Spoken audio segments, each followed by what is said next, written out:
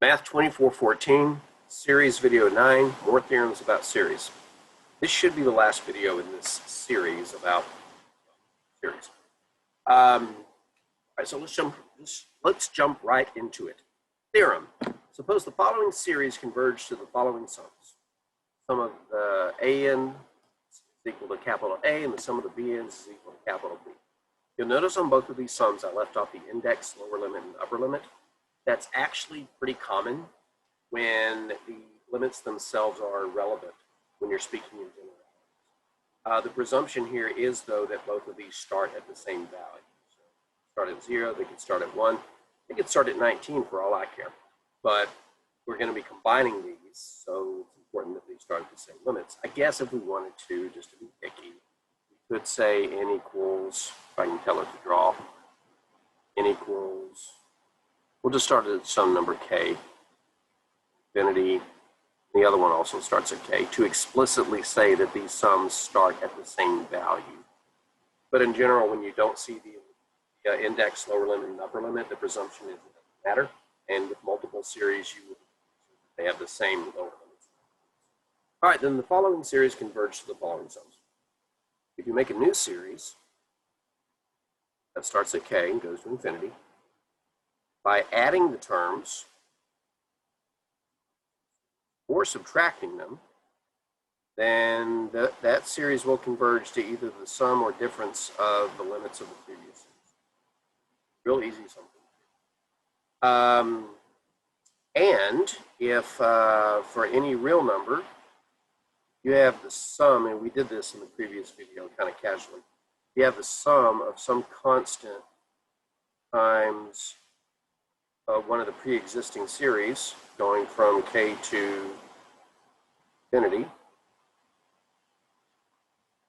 then basically you can factor out that c, take the sum of the a's, in fact, let's go ahead and write that.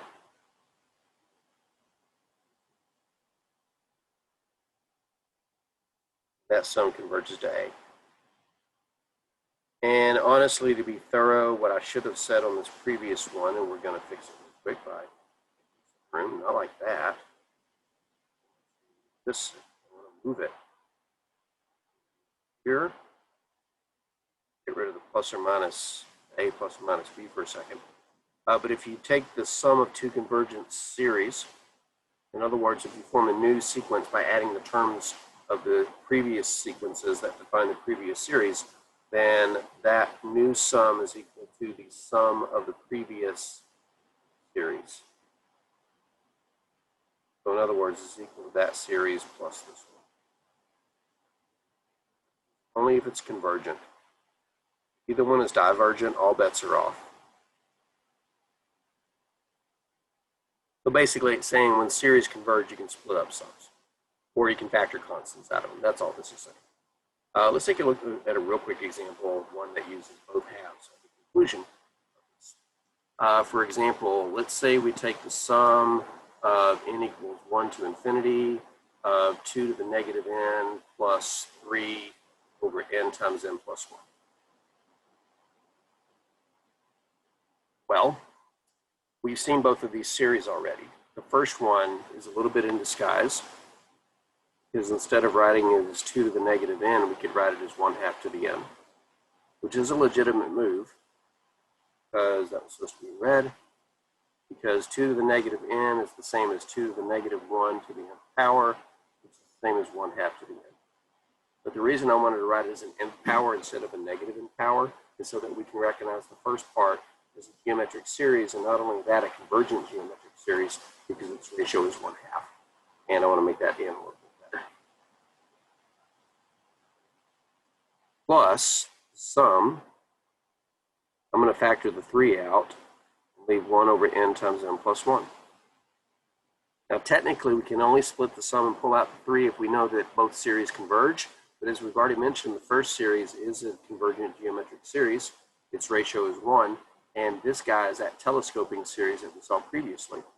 So the first one, being a convergent geometric series, and I should probably write that the ratio is 1/2, and more importantly, the absolute value of the ratio is less than 1. So we get convergence to the first term, which we would get if we let n equals 1. that to be black, over 1 minus the ratio, plus 3 times that, but this was that telescoping series that we saw previously, and its sum was 1. That was the previous telescoping series in an earlier video, and its sum was 1. Red, please. Stylus is not being very cooperative. Yeah, no, blame it on the stylus. All right, so what do we get? This is just 1/2 over 1/2, so that's equal to 1. That's 3. 1 plus 3 is 4. So that's all that theorem is saying, is that if your series converge, you can split them up, put them together, move constant multiples inside and out. But again, if any of them diverge, all bets are off, and you shouldn't do it. Okay. All right, I added a page after somebody created, so I have to speed through some things that we're going to get to. All right, next theorem. If the series converges, then its corresponding sequence converges to 0. Let me write this symbolically. If sum of n equals k to infinity of an converges, by the way, in the future, we're only going to really worry about whether or not a series converges, but not always what it converges to. That can always be approximated using technology once you know that the series converges. So if a series converges, then the limit as n approaches infinity of the sequence must be 0. And this is actually pretty easy to prove. We're going to prove this real quick. Proof. Suppose sum of all of it is equal to s. We assume it converges. Let Sn be the nth partial sum.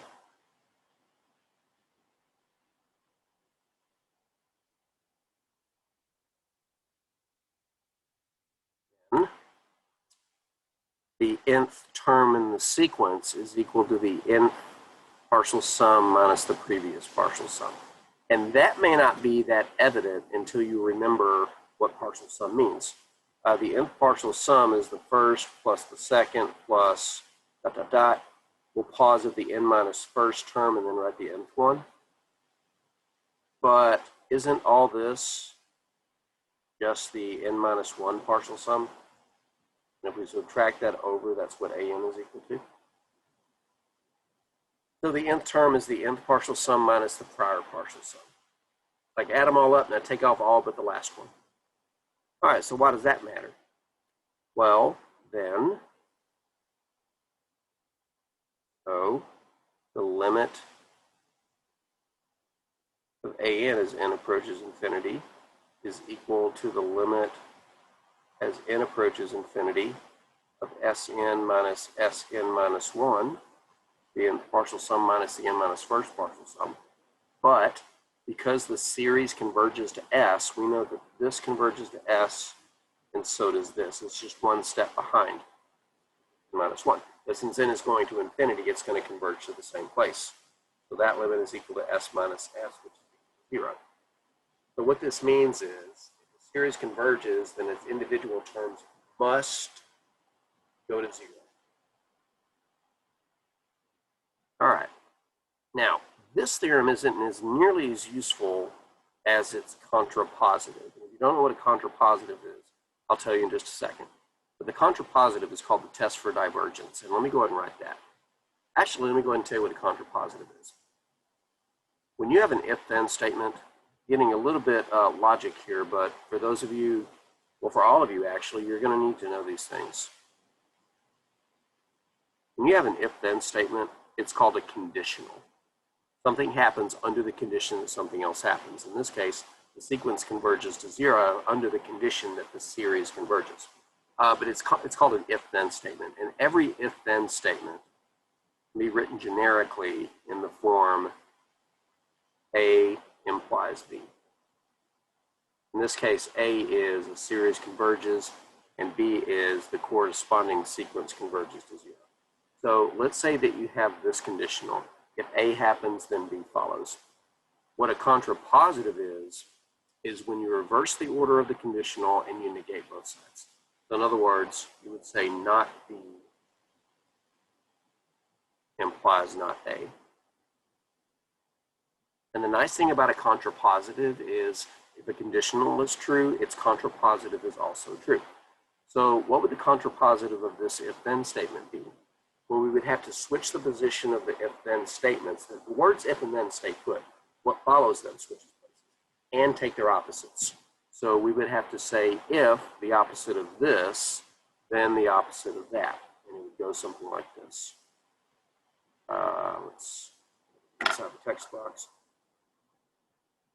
Contrapositive would read something like this. If a sequence does not converge to 0, then its corresponding series does not converge, which means it diverges. So this is called the test for divergence, because the conclusion that you draw is therefore the series diverges. Here's a real quick example. For example, let's say you have the sum from n equals 5 to infinity of the natural log of, oh, no, that's not what I want. Where's my brain at? Let's say 1 to infinity of n squared over 2n squared plus 1. And the question is, does this converge?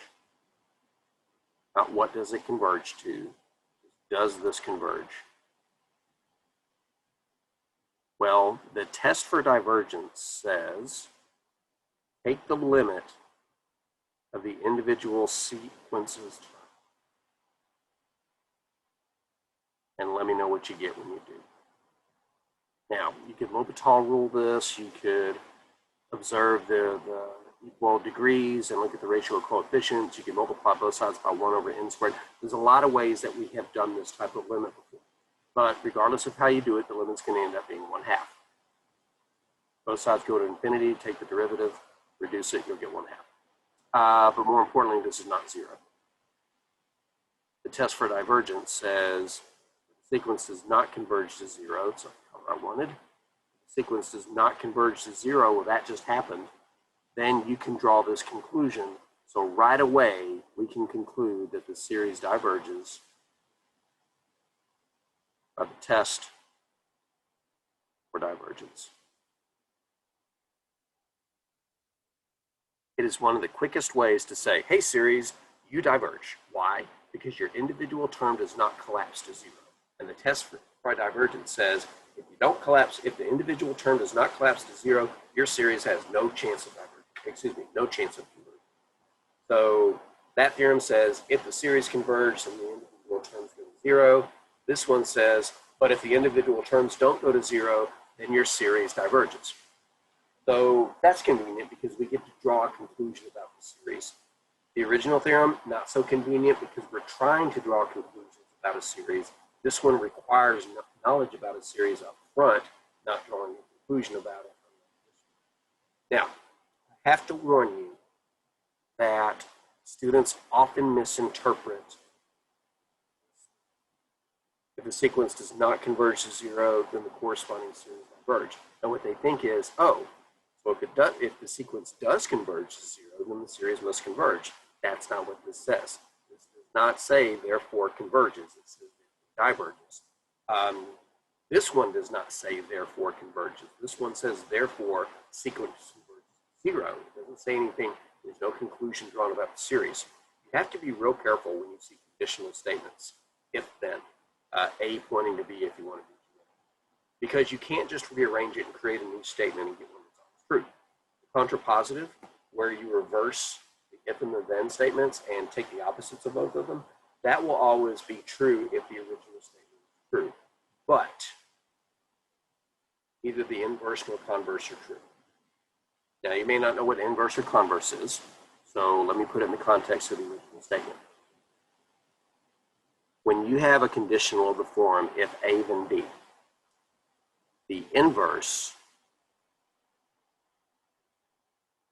of that statement is not A implies not B.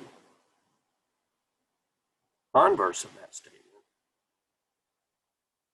is B implies A. So in other words, if you have an original statement, the inverse you obtain by negating each half of it. The converse you obtain by switching. The contrapositive you get by doing both.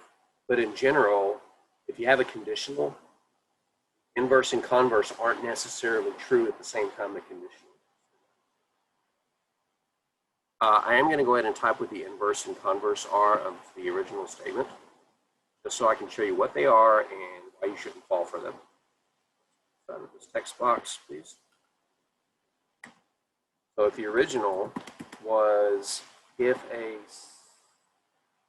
series converges, then its sequence must converge to 0. Remember, the sequence is just the pattern of individual terms. The series is the sum of those terms. So that was the original statement. Contrapositive, if we switch and negate. So that was if a sequence does not converge to 0.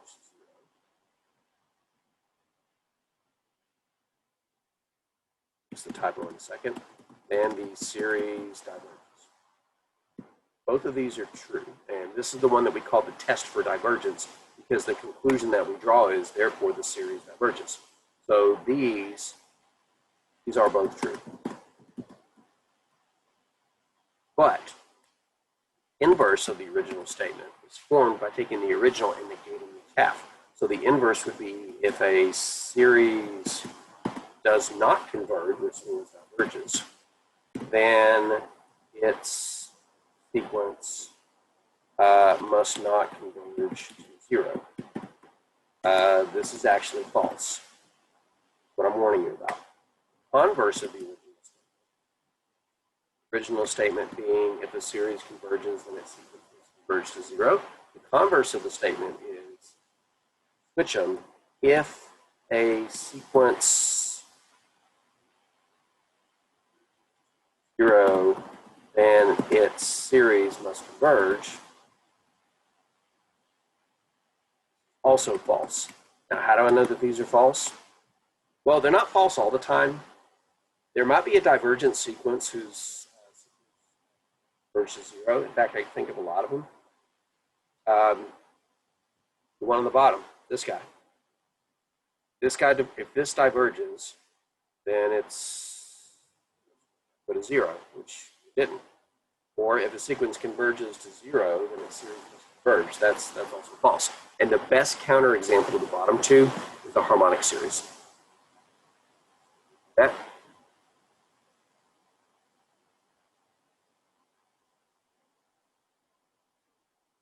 That series diverges, but this limit is 0. So if a series diverges, which this one does, the sequence must not converge to 0. Well, this one does, so that's what makes the inverse false. Or the converse, if the sequence converges to 0, then the series must converge. Well, that one doesn't. That's why the converse is false. So you have to be very careful to know what these statements say and what they don't say. The ones you need to know are the two on the top, and in particular the second. But these two are good. These two are the ones that you need to know. If a series converges, then its individual sequence of terms must go to 0. But if this sequence does not go to 0, then the series diverges. The other two are false. There is no theorem that talks about what the sequence does or does not do that ends with convergence. Say that again. There is no theorem that talks about what this by itself does and ends with saying, therefore, the series converges. The only thing about the sequence itself that leads to a conclusion about the series tests for divergence. If the sequence does not converge to 0, then the series diverges. Okay, well, that was a lot of theoretical stuff, but we're in Calculus 2, so that kind of stuff. That's the last video for this series.